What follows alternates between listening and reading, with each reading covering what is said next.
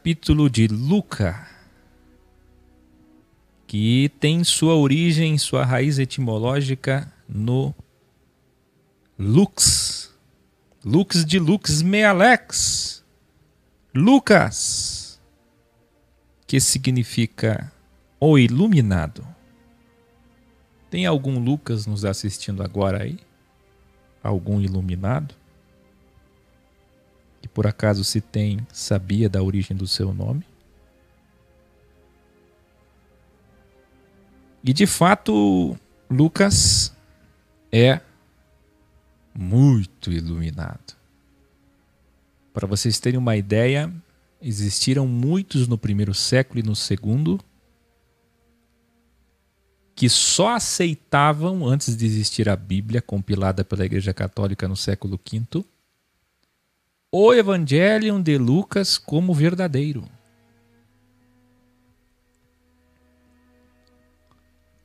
Não se aceitava Mateus, que é mais antigo, não se aceitava Marcos, que é mais antigo, se aceitava Lucas.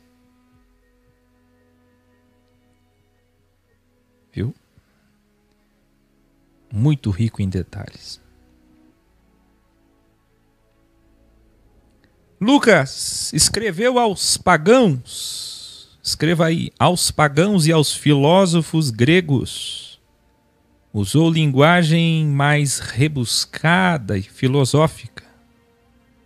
Ele, diferente de Pedro e Mateus, apresenta Jesus como Filis Dei em todas as passagens.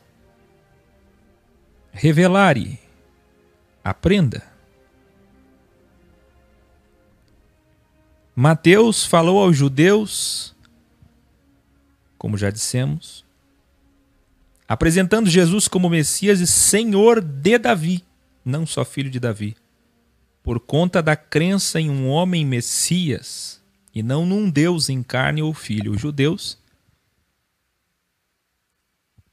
possuem problemas sérios por conta dos dogmas e da tradição em acreditar que Jesus fosse mais do que o Messias. Ser o Messias já era um grande problema, imagine ser o Filho de Deus ou o próprio Deus.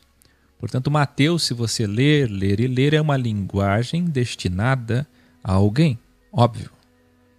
Os muitos tolos que nós chamamos de bíblias por serem da lei, legalistas, que é como Paulo chama, Paulo chamava de legalistas, escreva aí. Paulo chamava de legalistas, há que eu chama de bíblias, é a mesma coisa. Então, esses bíblias hoje não entendem, por óbvio, que todo texto tem um destino, um destinatário, remetente, destinatário, emissor, receptor.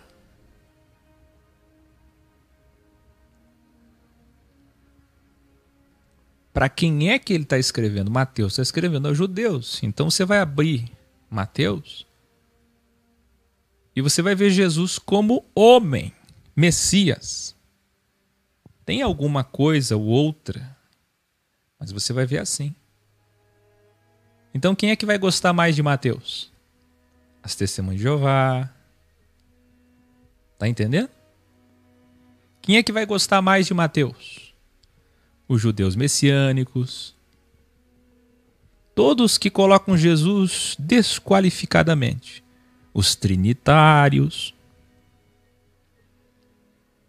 Porque eu quero que você aprenda uma máxima.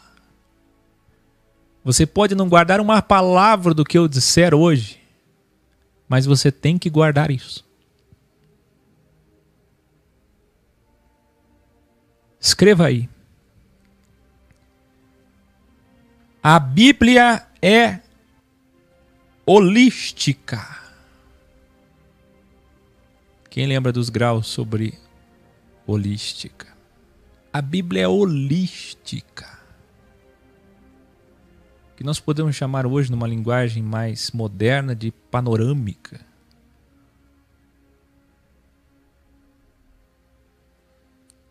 Mas numa linguagem mais esotérica, mais interna para os eruditos, holística. Se você não ver a Bíblia de forma holística, você nunca vai entender ela. Todo livro, toda carta, todo o testamento. Veja, nós estamos vendo os 1260 dias de Jesus. Se você se prender em textos isolados ou mesmo no livro de Mateus, você nunca vai entender. Porque é a versão da história para um povo.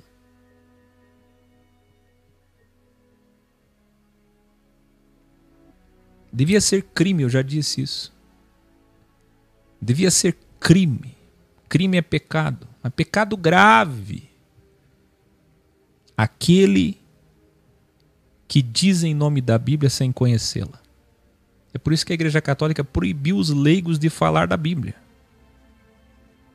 Só que aí ocorreu outro problema. Revelar. A Igreja Católica, vendo que não podia ensinar o povo, porque se ensinasse o povo passaria a ser mestre.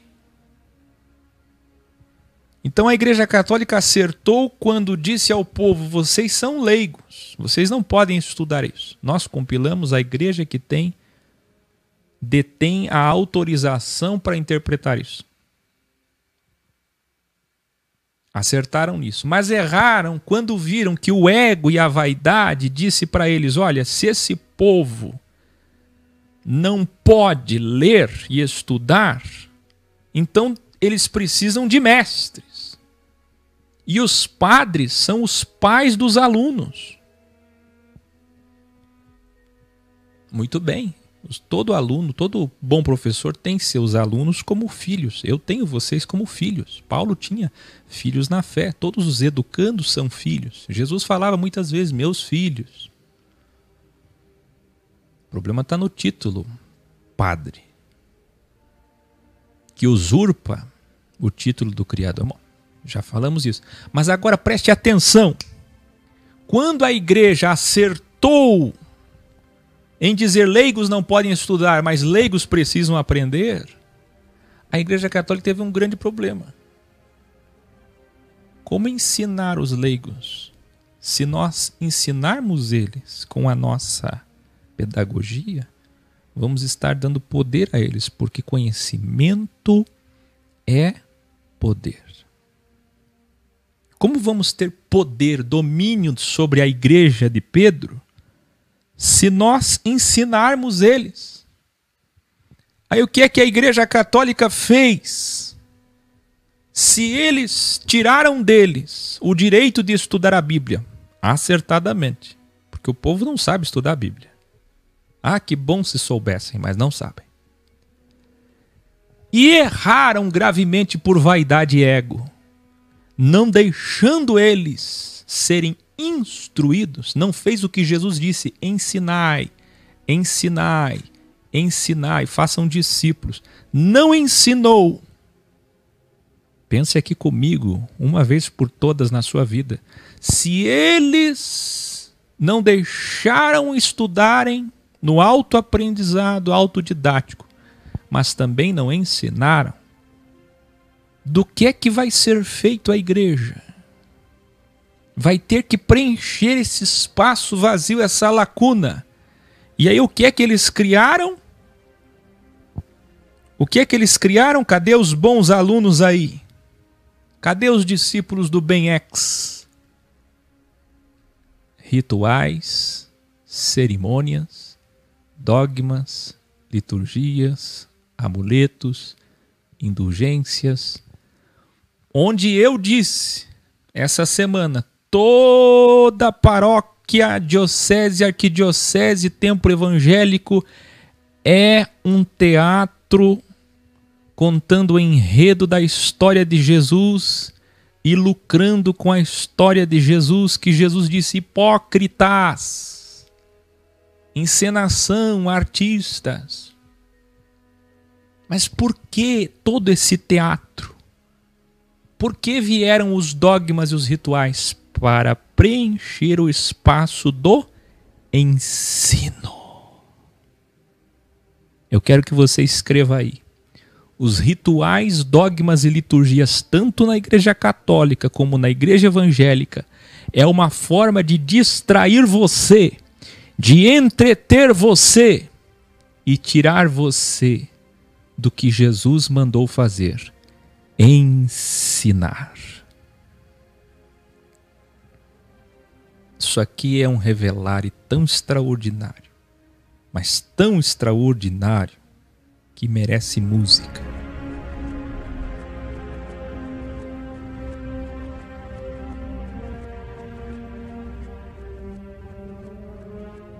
Sabe quando é que a cristandade se transformou nisso que você vê hoje? Coisas inúteis. Guardar dias, vestir roupas, cantar músicas, tocar instrumentos, fazer isso, fazer aquilo, liturgia, liturgia, liturgia, liturgia, cerimônia, cerimônia, ritual, ritual, dá 7 voltas, pega isso, acende isso, faz aquilo, tantas vezes, repete isso, vai ali, faz aqui, feriado santo, não come isso, faz isso. Por quê? Para preencher o espaço que eles deixaram quando eles tiraram a missão maior da igreja: ensinar e fazer discípulos. Isso aqui é tão profundo.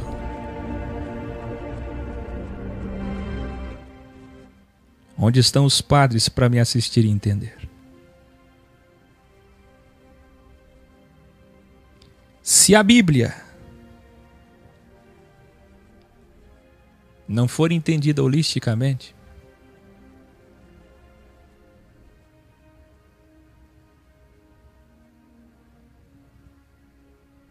Jesus mandou ensinar. Eu estou vendo, a partir de hoje, eu vou ler quem de fato usa esse chat para o bem e é sábio. O restante não leio. Fátima Cavalcante. Isso aí, Fátima Cavalcante. É a mínima da reação que você devia ter ao ouvir tudo que eu falei agora. Isso aqui que eu falei agora é um diamante em 1,5 km de crosta terrestre sem valor.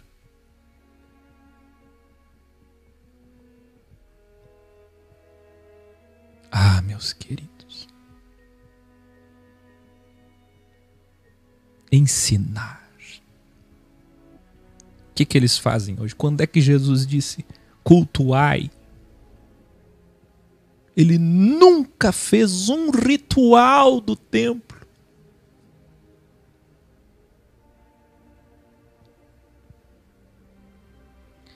Pedro e João Marcos, como nós vimos, escreveram aos não-judeus, a Ecclesia Excellesia, e apresenta Jesus como Salvador. Para quê? Para que todos os que são derradeiros que saibam da graça, da chance que eles têm, através de Cristo, de chegar primeiro.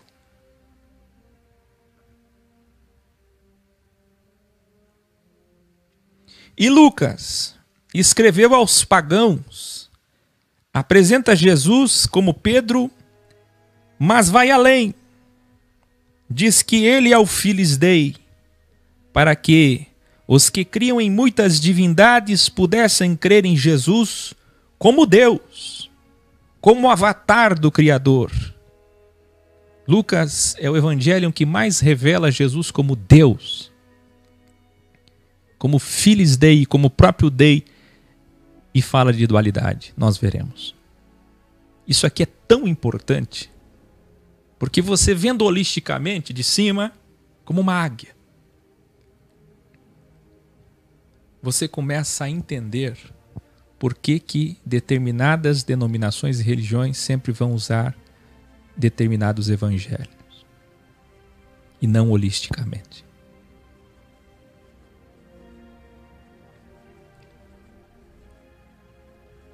Esses 4 evangelhos, como eu apresentei no início, são como 4 ventos. É impossível compreender Deus sem os 4 lados, sem as 4 letras ou qualquer outra alegoria.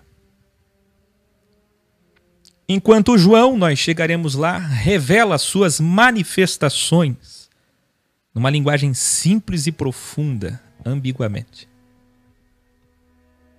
Todos os evangelhos foram feitos com base em tradições orais. Além disso, Lucas utilizou-se do livro de Pedro, escrito por João Marcos, e provavelmente de outro livro que continha muitos ensinamentos de Jesus, que foi perdido, ninguém sabe onde está. Tudo isso foi compilado por ele por volta de 60 depois de Cristo. Na verdade, o evangelho de Lucas não deveria acabar no seu último capítulo, preste atenção, mas continuar em Atos, pois Atos é a segunda parte do seu livro. A minha vontade era fazer Mateus, Marcos, João e depois Lucas e Atos. Mas mesmo assim eu estaria falhando, porque Mateus, a partir do capítulo 27 e 28, é o Novo Testamento. Também. Mas o que você vai ver agora nesse Revelare, dando valor a cada palavra, preste atenção. Olha que lindo. Revelare. Lucas, o Evangelho de Lucas, é o Velho Testamento transitório e não novo. E Atos não é um segundo livro. Escreva aí, Atos não é um segundo livro. É o mesmo livro, é a segunda parte. É o Novo Testamento de Lucas, a versão de Lucas depois da ressurreição.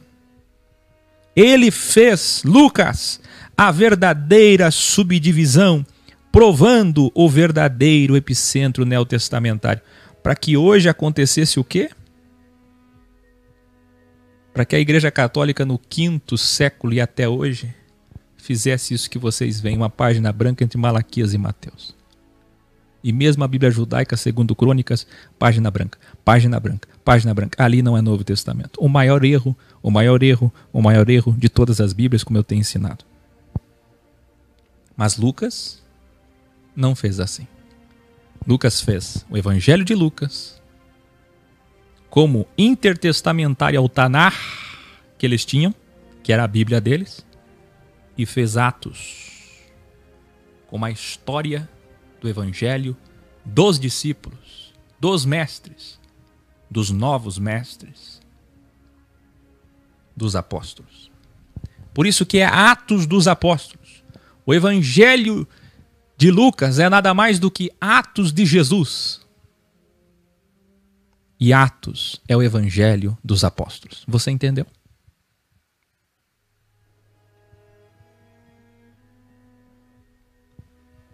Escrito em grego koiné, assim como João Marcos, escrevendo no inglês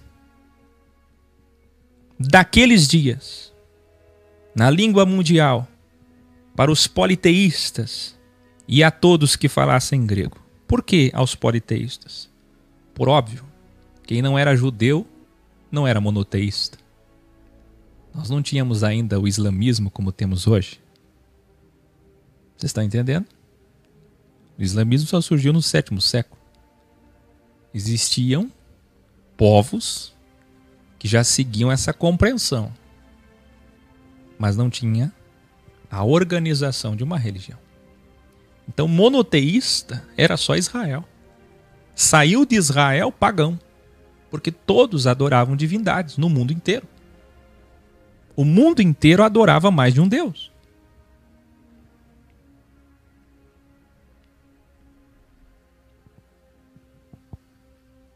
Atos foi escrito na primeira pessoa do plural, provando que Lucas era companheiro de Paulo, como nós vemos e veremos quando chegarmos em Colossenses 4,14. Mais do que isso, ele era um dos 72 discípulos de Jesus, como tem muitos documentos provando e citando o nome dele na lista.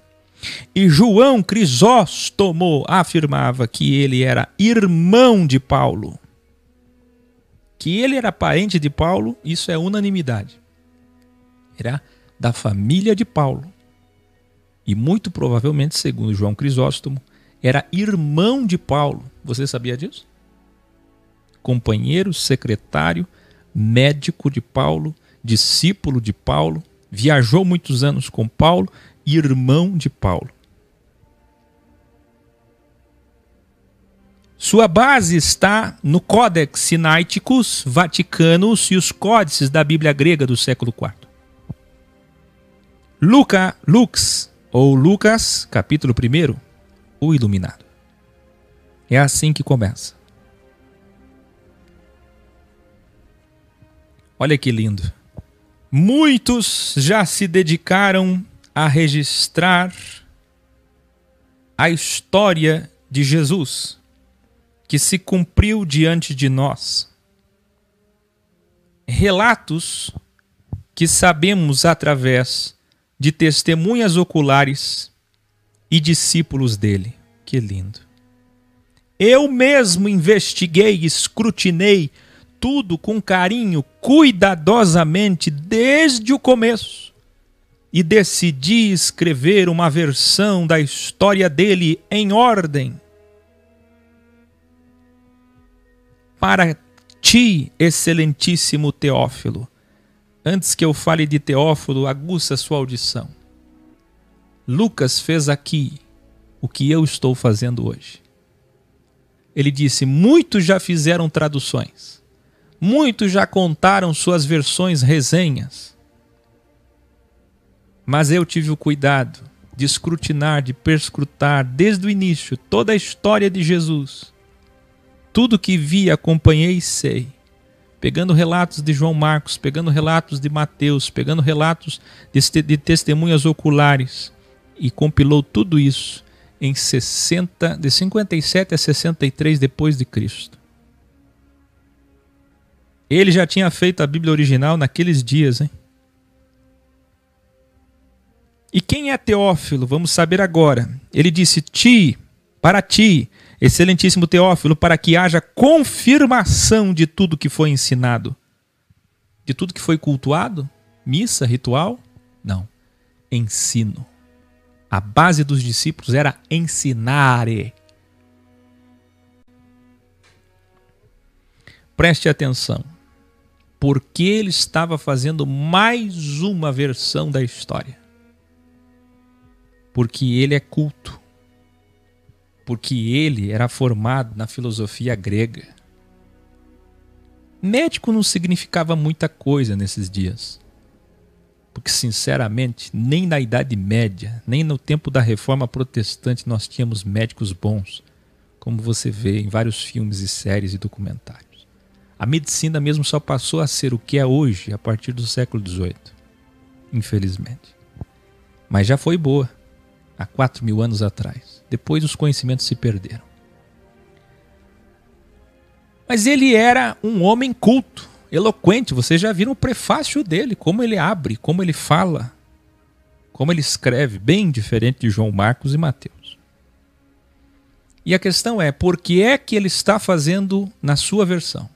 A pedido de Paulo, provavelmente seu irmão, ou não, mas familiar, e porque ele está querendo confirmar, endossar nos milhares de pergaminhos originais, mais uma vez, a história de Jesus. E ele o fez isso de forma profícua e exímia. Iluminare. Teófilo era um cristão nobre, rico, e tinha condições de patrocinar e difundir os escritos de Lucas. Nesse tempo ainda de pele de animal corrida e polida, pergaminho, que custava caríssimo, para mandar fazer, imagina, cópias extensas. Então quem ia bancar, patrocinar esse trabalho e tinha condições como se fosse uma editora da época, era Teófilo. Escreva aí, Lucas escreveu, compilou, e Teófilo é o dono da editora. Que bom se nós tivéssemos um Teófilo, né? Iluminare. Lucas era o companheiro erudito de Paulo, que a pedido dele registrou toda a história do Cristo e mandou a Teófilo para que o mundo soubesse. Lucas era quem cuidava de Paulo, ajudando em suas muitas enfermidades. Mas e o óleo ungido?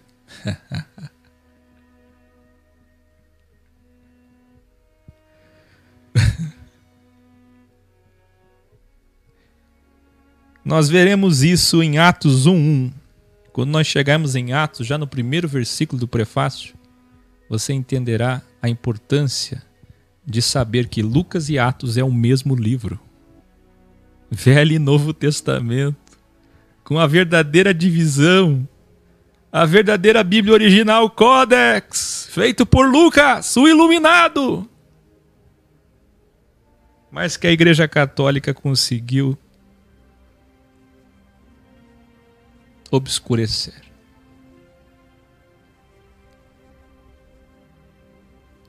Educare. A verdade é que Paulo pediu a Lucas para fazer isso. O VT e o NT, a Bíblia dos não-judeus, aos pagãos, ao mundo, em grego. Lucas e Atos, a Bíblia original patrocinada por Teófilo, escrita por Lucas a pedido de Paulo, já perto da sua morte. Lucas continua. Nos dias de Herodes, rei da Judéia, havia um sacerdote chamado Zacarias, que pertencia ao grupo sacerdotal de Abias, da linhagem de Davi. Isabel, sua mulher, também era descendente de Arão. Ambos eram justos, escreva aí.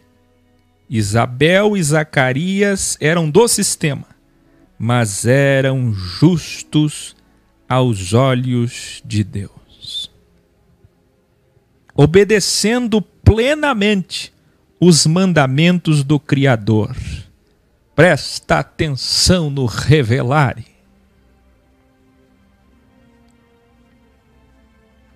O pastor, o padre Zacarias, e a esposa do pastor ou do padre, se ele pudesse casar, Isabel, obedeciam à sua religião e à sua Bíblia. Obedeciam tudo o que dizia a sua religião e a sua Bíblia, o Tanar. E Deus os via como homens, como seres de coração justo. Isso aqui só confirma o revelare. Isso aqui só confirma o revelare. A verdade relativa, como temos ensinado nos 3 vídeos sobre isso. Bons padres, bons pastores dentro de um sistema vigente e obedecendo toda a doxia que receberam. Sabe o que é isso? É o que eu tenho ensinado a vocês, e muitos bíblias vão lá e diz: cadê a prova da Bíblia? Onde é que está isso na Bíblia? Da onde você tirou isso da Bíblia? Cegos. Cegos. Olha aqui. Numa família religiosa que seguia cerimônias e rituais que para Deus eram desprezíveis, mas o coração deles era bom. É o que eu digo: você é católico? Siga tudo que a Igreja Católica faz e diz. Você é evangélico? Obedeça tudo que a Igreja Evangélica sua diz, porque só assim será justo. Como a viúva pobre. Quem lembra da oferta da viúva que nós ensinamos? Que foi revelado. Que dia que aconteceu isso? Como aconteceu isso? Que coisa. Eles já tinham idade avançada e não tinham filhos, porque Isabel era estéril. Os sacerdotes eram escolhidos por sorteio. Havia um costume de escolher os sacerdotes por sorteio para servir no templo e fazer o ritual de oferenda incenso. Quem está entendendo?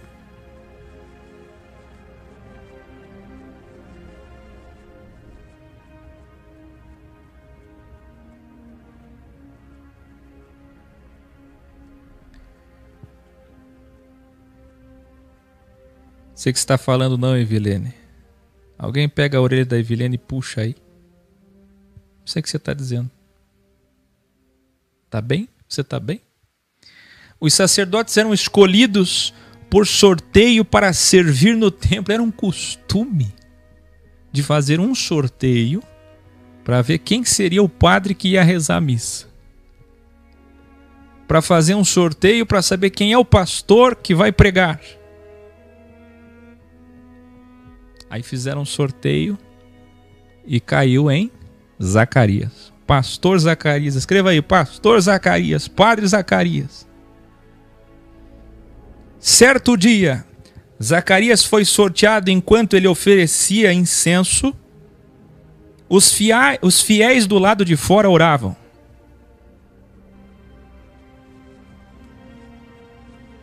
O que acontecia?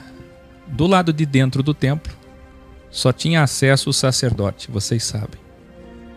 O sacerdote que tinha acesso ao altar oferecia incenso.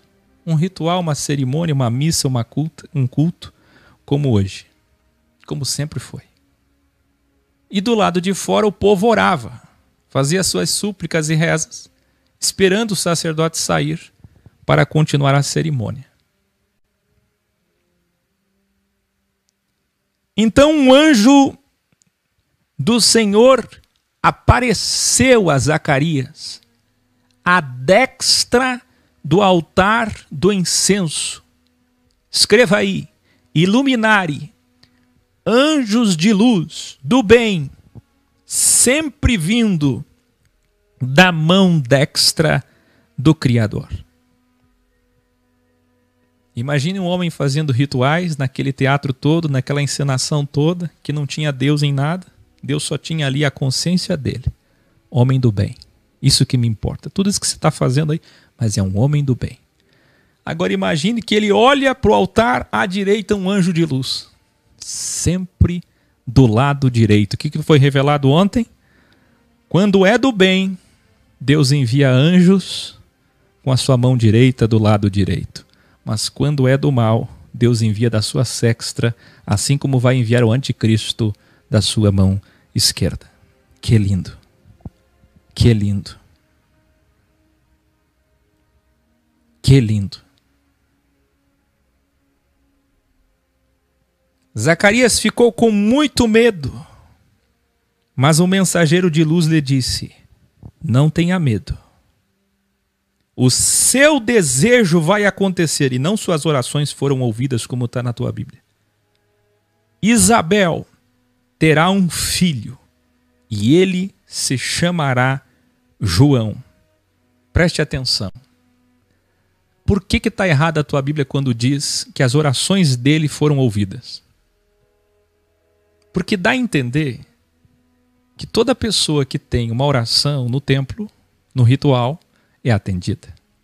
E na verdade Deus só atendeu Zacarias porque era um propósito dele. Porque era um homem da linhagem de Arão, de Davi. E porque era um propósito dele, único na história. Quem lembra? Era uma vez na Bíblia.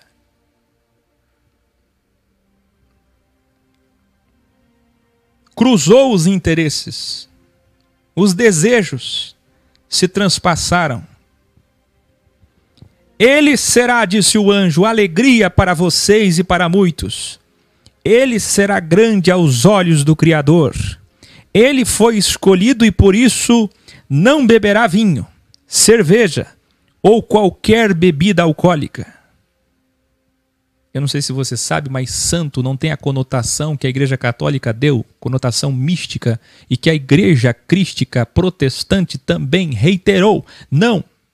Santo é apenas separado, escolhido, diferente, ex, tirado para fora. Este homem que foi ex, escreva aí, João Batista era ex, tirado para fora, para ser diferente. Não beberia bebida alcoólica, pois sua vida seria guiada pelo Espírito. O sentido de ser cheio do Espírito não é o que pensam hoje, misticamente, em seus rituais. Ser cheio é no sentido antagônico ao fato de que ele não se encheria de bebida. Como todo homem naquela época se enchia, bebia muito vinho, muita cerveja. Ele se encheria de Deus, porque foi separado por Deus. A missão dele era iniciar o trabalho do Salvador. Então disse o anjo: a missão do menino que vai nascer do ventre de Isabel será iniciar o trabalho do Salvador, que é o quê? Tirar Israel do engano do sistema. Quando diz resgatar os filhos perdidos, é porque quem são os filhos? Aquele povo que estava orando lá fora, enganado por Anás, por Caifás, sendo enganado pelos sacerdotes, roubado, passando fome, e mesmo assim iam lá dar suas moedas e prestar culto. E quem ia começar esse trabalho preparatório? João Batista. Revelare. O Criador suscita um verdadeiro profeta de dentro do sistema, do sangue de bons líderes religiosos, e mesmo assim o sistema o rejeitou, porque diziam que ele tinha demônio. Eu quero que você entenda isso. Deus vai lá no sistema, escolhe um padre, um pastor, um médium, um líder, um pai de santo, todo tipo de líder. Ele escolhe lá, de dentro daquele sistema. Uma mulher, do ventre dela, suscita um profeta, o maior de Israel. E mesmo saindo do ventre deles, do próprio sistema, eles diziam depois que ele tinha demônio. Quem está entendendo?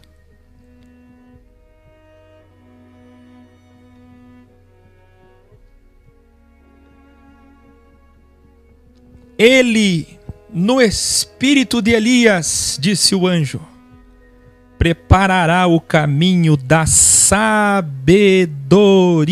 dos justos para pais e filhos. Zacarias perguntou ao mensageiro de luz: eu até entendo que a minha mulher estéril, se é mesmo Deus, pode suscitar um filho do ventre dela. Agora, eu sou velho, minha mulher também. Como posso acreditar nisso?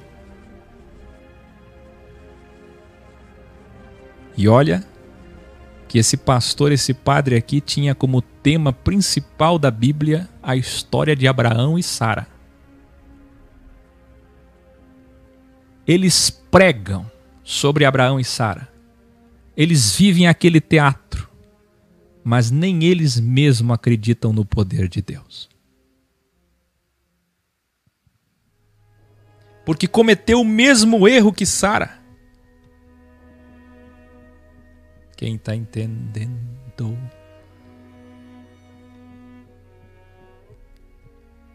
Ao que o mensageiro de luz respondeu: sou Gabriel, enviado do Criador para transmitir suas mensagens.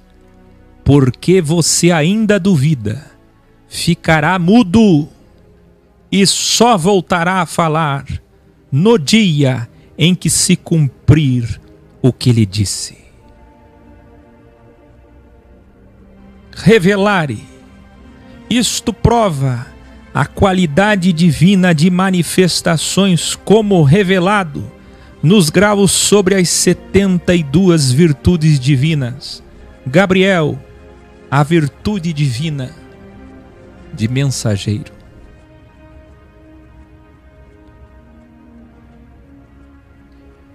O povo orando do lado de fora.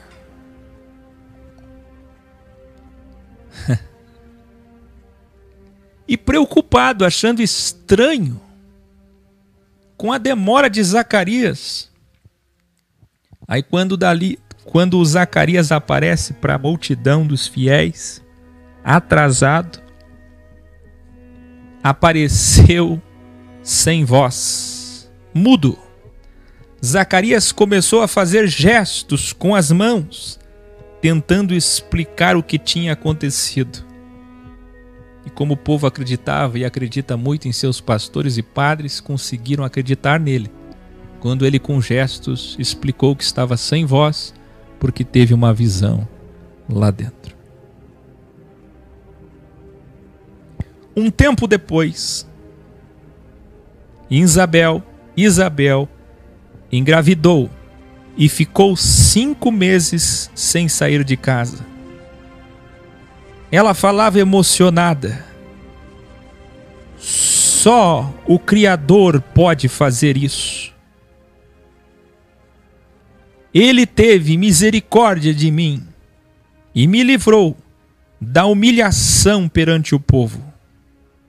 Eu quero que você preste atenção nas palavras de Isabel, uma mulher sincera, como católicas que rezam sinceramente, como devotas de Santa Maria, como evangélicas que oram dia e noite.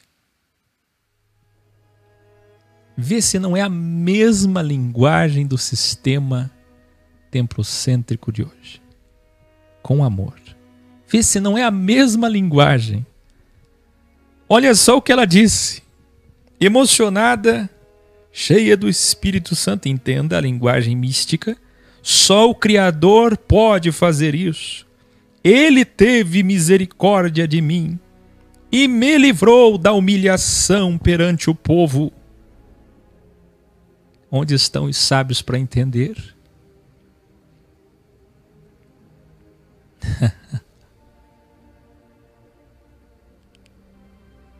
Revelare o misticismo sincero, mas tolo, em uma mulher religiosa e honesta, achando ter sido um privilégio para ela, quando na verdade envolvia um propósito único e maior. Mas Deus entende o coração dela, porque é a doxia relativa que ela tem como verdade. Quem está entendendo?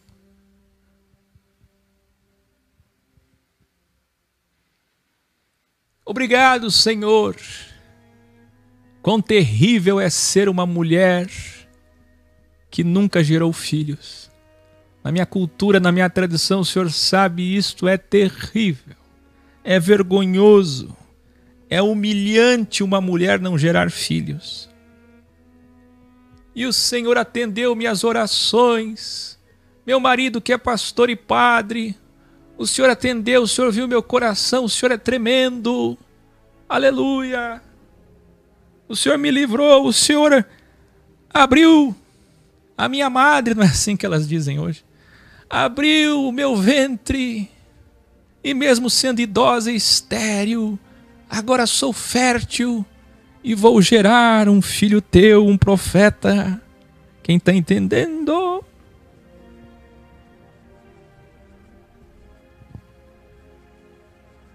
A mesma linguagem está aí na tua Bíblia, está na Bíblia. Você viu que nada mudou, né? Sempre foi a mesma coisa. Mas o que Deus se importa com as palavras erradas dela, com a interpretação errada dela, com o privilégio da forma que ela aprendeu? Deus não se importa.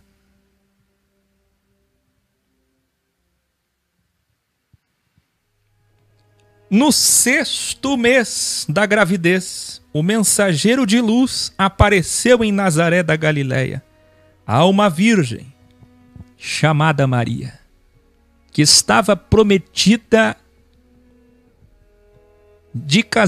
em casamento para José. O mensageiro disse, o mesmo mensageiro: alegre-se, Maria, o Criador escolheu você.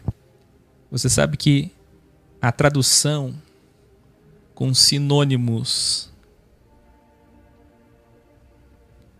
adulterados ou mal escolhidos, corroborando misticismo e rituais, gerou Ave Maria, rezas, gerou Pai Nosso.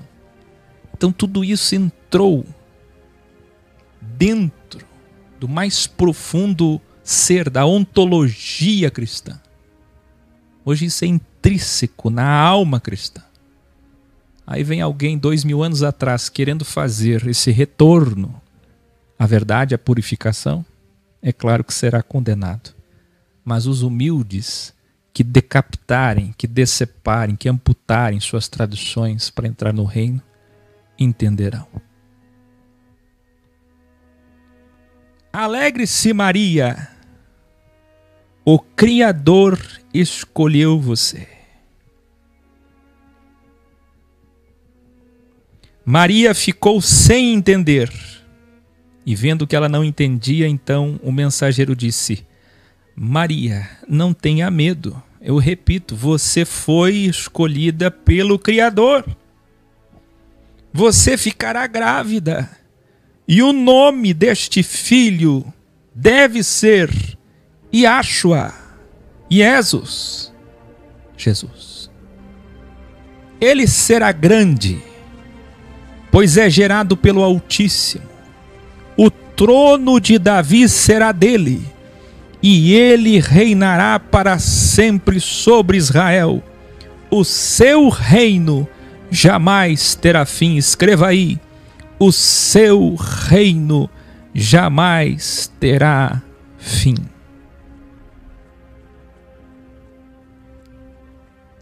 Para quem não conhece a Bíblia holisticamente, não entendeu, mas vai entender agora. Revelare.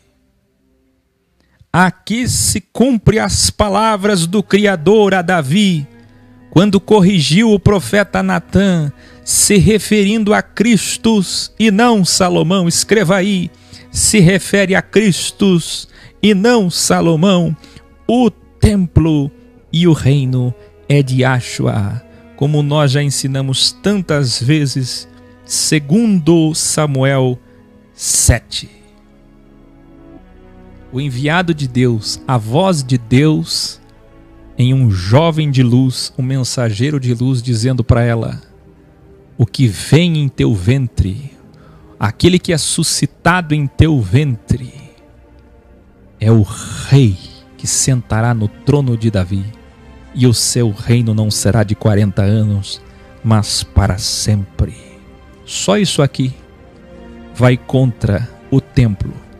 O mesmo templo que este mesmo anjo entrou do lado direito do altar, aparecendo para o sacerdote Zacarias. Quem está entendendo?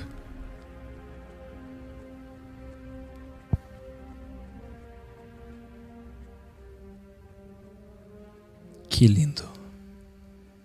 Que lindo. Que lindo. Mas Maria respondeu: não sei como isso poderá acontecer. Eu sou virgem. Nunca conheci meu marido. Nunca deitei com meu marido. Disse o mensageiro: o Espírito do Criador virá sobre você, e o poder do Altíssimo a cobrirá com a sua sombra. Assim nascerá de ti o escolhido, o enviado do Criador. Isabel, da sua família, também já está grávida há 6 meses. Maria disse emocionada: estou à disposição do Criador, que aconteça então conforme me disse. Essas são as mulheres. Enquanto Zacarias duvida, mesmo sendo pastor e padre, conhecendo a história de Abraão e Sara, Maria acredita. Estou à disposição do Criador. Que aconteça então, conforme me disse.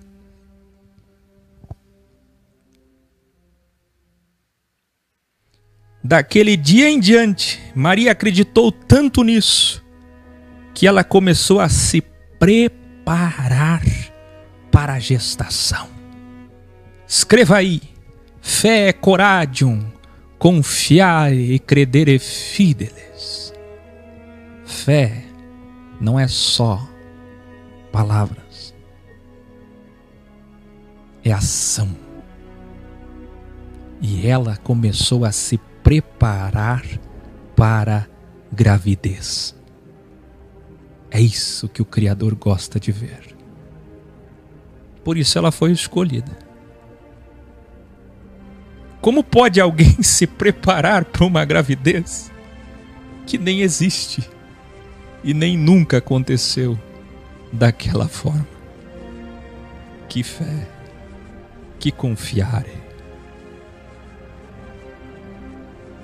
Foi depressa para uma região montanhosa da Judéia, onde ficava a casa de Zacarias, o pastor, o padre, para contar a Isabel o que tinha acontecido.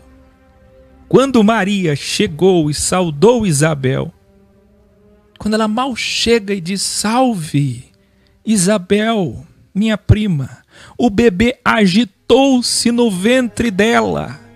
E Isabel se emocionou ao ver o seu ventre agitado pelo bebê Joãozinho e disse em alta voz: você foi escolhida, emocionada, entre tantas mulheres, para dar à luz ao bem do Senhor. Escreva aí, não é bendito, não é bendito, é ao bem. Jesus é a corporificação do bem. Jesus é a materialização do bem. É a mão direita do Criador, a mãe do meu Senhor, a mãe do meu Senhor, a mãe do meu Senhor está me visitando. Ela não está dizendo a mãe do Messias, a mãe de um profeta. Ela está dizendo a mãe do meu Senhor. Isabel, dentro do sistema, estava reconhecendo que Jesus não é pessoa da Trindade, não é Filhos Dei, não é Machia, não é profeta, é o bem em carne.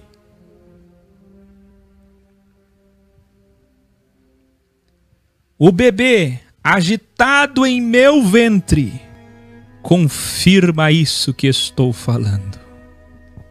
Revelare. Isabel é muito louvada no Alcorão, aprenda, pelos muçulmanos, tanto ela quanto Zacarias. Ela está aqui reconhecendo Jesus como Deus. Ouçam todos os islâmicos, todos que acreditam no Alcorão, todos os muçulmanos me ouçam. Vocês que respeitam Zacarias e Isabel, é Isabel que está reconhecendo que Jesus é o seu Senhor, é o Criador e Senhor dela.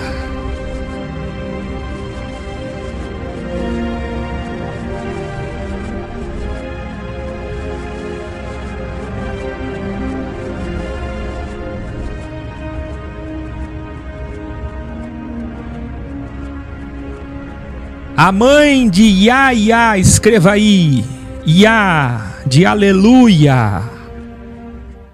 Assim João Batista é conhecido no mundo islâmico e pelo Alcorão, a mãe de Yahya. Que lindo. Maria, também emocionada, responde: minha alma louva ao Criador, e o meu espírito se alegra, pois escolheu a mim, e agora todas as gerações me chamarão de afortunada. Seu nome é único, singular. Ele tem amor pelos que o temem. Olha Maria dizendo, olha a mãe de Jesus Cristo, católicos, evangélicos, espíritas. Olha a Virgem Maria dizendo sobre a dualidade de Deus. Olha a Virgem Maria falando da dualidade de Deus. Ele tem amor pelos que o temem, mas ele também destrói os soberbos. Ele destrói os soberbos. Ele derruba os governantes dos seus tronos, mas exalta os pequenos e desprezados. Ele não dá nada aos ricos e materialistas, mas cuida dos pobres e famintos. Ajudou Jacó, cumprindo o que prometeu a Abraão e seus descendentes.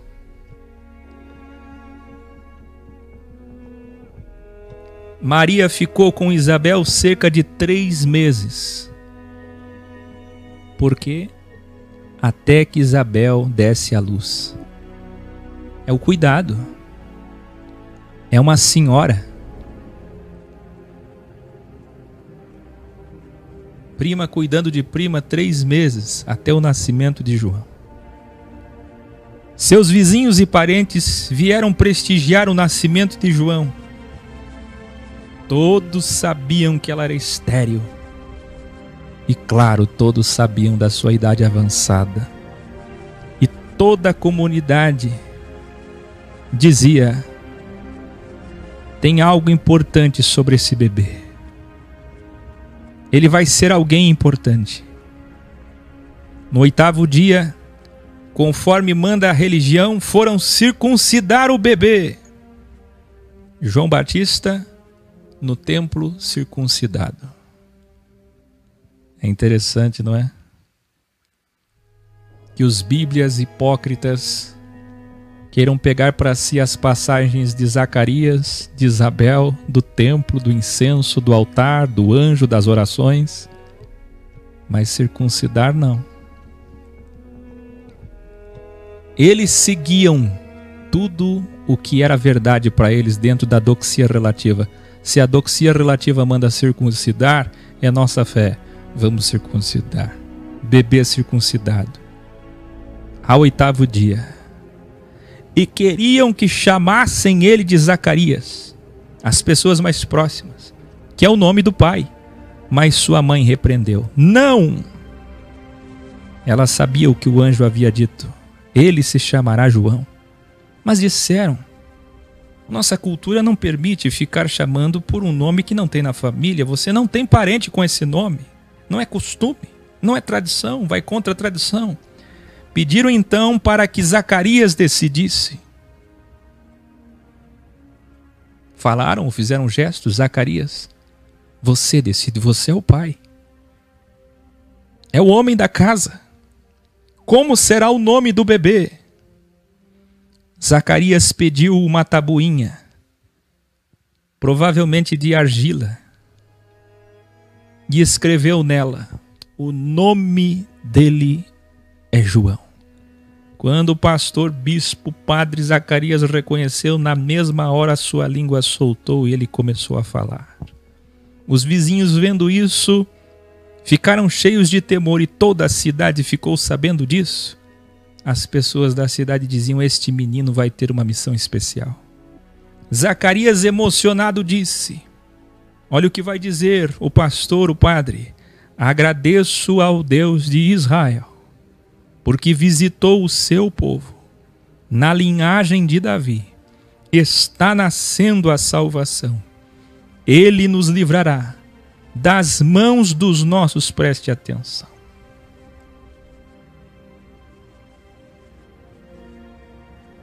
Você tem uma Bíblia perto de você? Pegue-a. Era a Bíblia deles. Ele é um pastor, um padre, um sacerdote da sua Bíblia. Um profundo, ou quase profundo conhecedor. E ele sabe que a lei, mal interpretada, dava privilégio a Israel. E Deus propositalmente colocou esta possibilidade da má interpretação. Porque se tem uma coisa que eu sempre ensino e vou falar muito no encontro em Gramado, e aqui, é que palavras não valem muita coisa.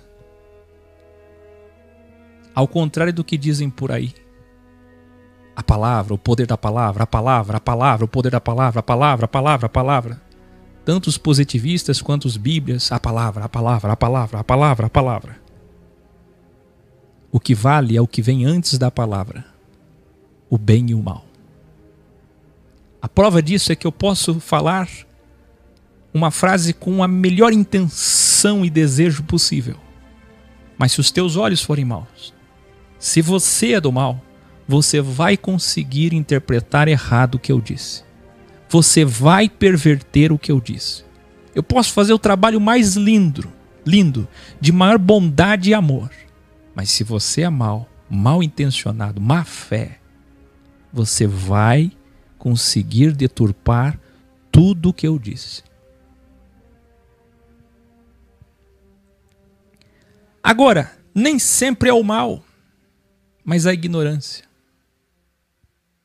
A ignorância religiosa teológica, que levou Zacarias a achar o que todo judeu sempre achou e acha ainda hoje, que eles são privilegiados. Quem está entendendo? E hoje ainda, os bíblias sofrem da mesma maldição: se sentir privilegiado. Este é o grande engano. E Zacarias, interpretando a Bíblia errado, ao que diz aí na sua Bíblia, cheio do Espírito Santo, profetizou. Não é assim que diz aí? Aguça sua audição.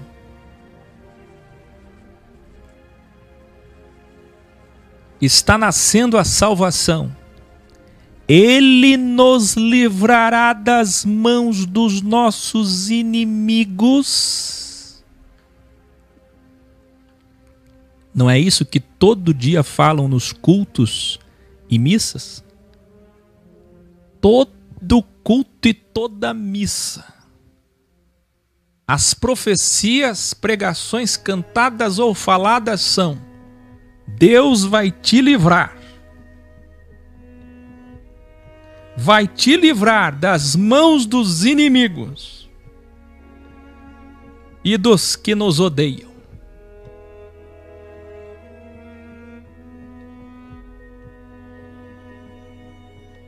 Zacarias, homem sincero, mas cometendo o mesmo erro.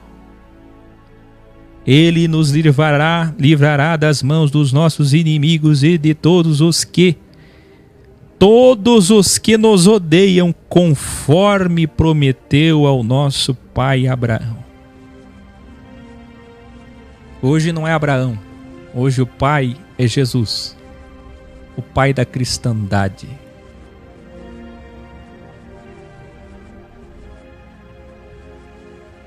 E hoje, em nome de Jesus, e não Abraão, escreva aí, Abraão hoje é Jesus. Em nome de Jesus e não em nome de Abraão, eles dizem: o Senhor nos livrará dos nossos inimigos. O Senhor nos guardará. O Senhor nos dará vitória sobre quem? Sobre os nossos inimigos. Privilégio. Interpretação errada.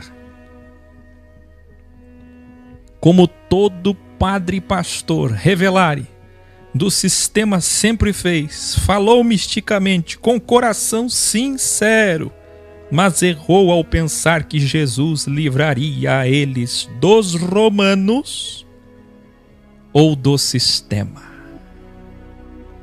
Eu pergunto a vocês, Jesus livrou?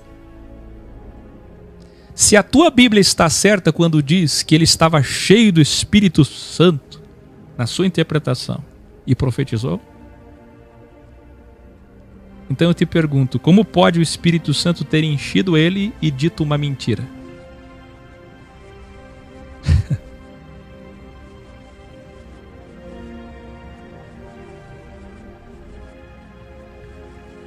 A verdade é que a essência, o espírito do que ele está dizendo é verdade. Mas a interpretação é uma mentira. Jesus não livrou os judeus dos romanos.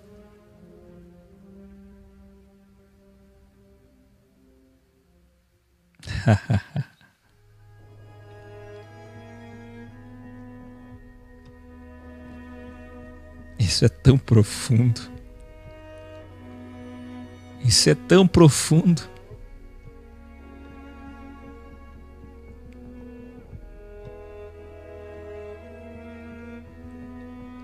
Livrou, sim, mas da forma que pensavam, não. Jesus livrou o seu povo do sistema religioso e político através do ex, tirando para fora, através do ed, educare, através do ec, tirando para fora, agremiando e formando a eclésia, um povo, e não os livrou dentro.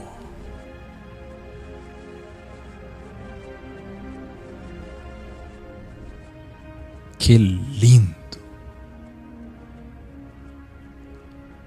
A interpretação errada dos Bíblias era que Deus ia livrar eles, ia dar escravos para eles. Até hoje eles pensam assim. E é por isso que vem da sua sextra o anticristo, para dar o que eles querem: poder, escravos, dinheiro, templo. Jesus queria livrar, sim. Jesus disse desde Abraão, prometeu a Abraão, sim. Quando ainda era Iá, o Iá agora, Shuá, disse: eu vim livrar, como foi prometido a Abraão. Mas é livrar vocês da opressão do sistema, como nós vimos em Mateus e Marcos, 1260 dias de Jesus dizendo: saiam deste jugo da religião e tomem o meu jugo, que eu vou ajudar vocês a levar e a ir pelo caminho direito. Esta é a libertação. Esta é a verdadeira Páscoa. A libertação do verdadeiro Egito. A libertação prometida a Abraão.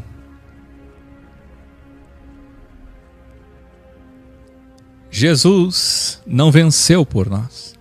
Jesus morreu por nós. Jesus não veio trazer privilégio, por isso o mataram. Escreva aí. Porque Jesus não trouxe privilégio, mataram ele.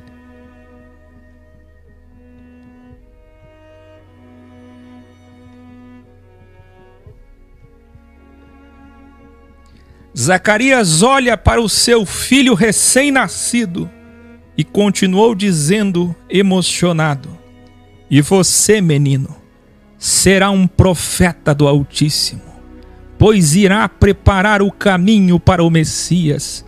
Chegou o tempo da salvação e do perdão dos nossos pecados. Vai nascer o sol sobre os que estão em trevas e na sombra da morte. Esta luz vai nos guiar para a paz.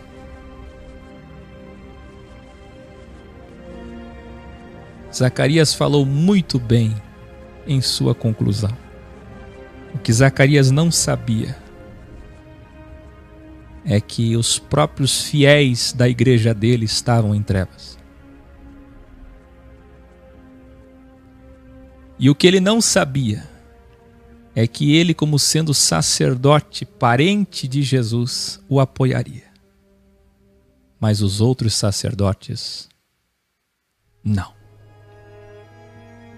O que ele não sabia é que todos os companheiros de igreja dele, todos os outros sacerdotes, companheiros de templo,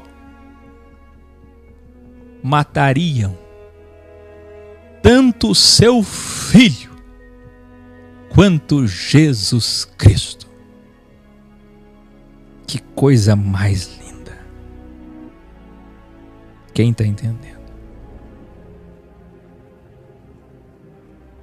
É impossível um professor não perguntar isso.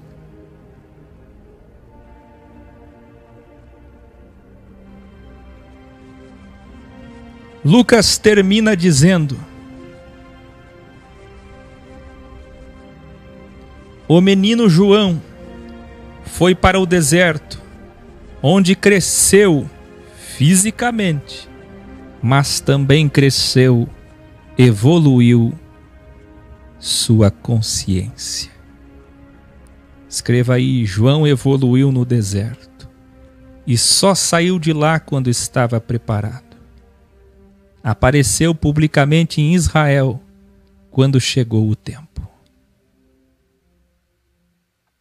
Iluminare. João Batista, Iá, era 6 meses mais velho que Jesus, Yahshua. Mas Maria ficou grávida faltando 3 meses para João nascer. Delta meses. Revelare. Se a história pela dualidade se repetir, ipsis literis. Preste atenção no que eu vou dizer. Eu tenho vos revelado o que ninguém revela. João Batista é o grande aviso que veio da mão direita, mas em breve virá a mão esquerda e trará primeiramente o Elias, o João Batista do mal.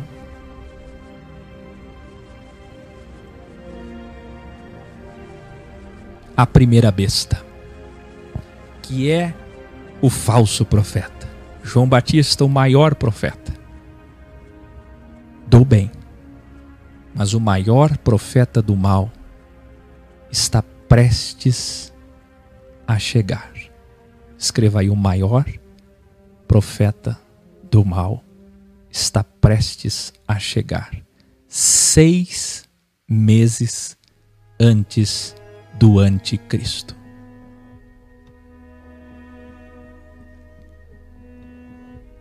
Se a história pela dualidade se repetir, ipsis literis, o falso profeta, primeira besta, aparecerá 6 meses antes do Messias. O braço esquerdo do Criador, como revelamos no grau anterior. Aqui termina Lucas capítulo 1. Lucas, capítulo 2, o iluminado. No próximo grau 168, segunda-feira, ao vivo. Que lindo. Que lindo. Boa noite.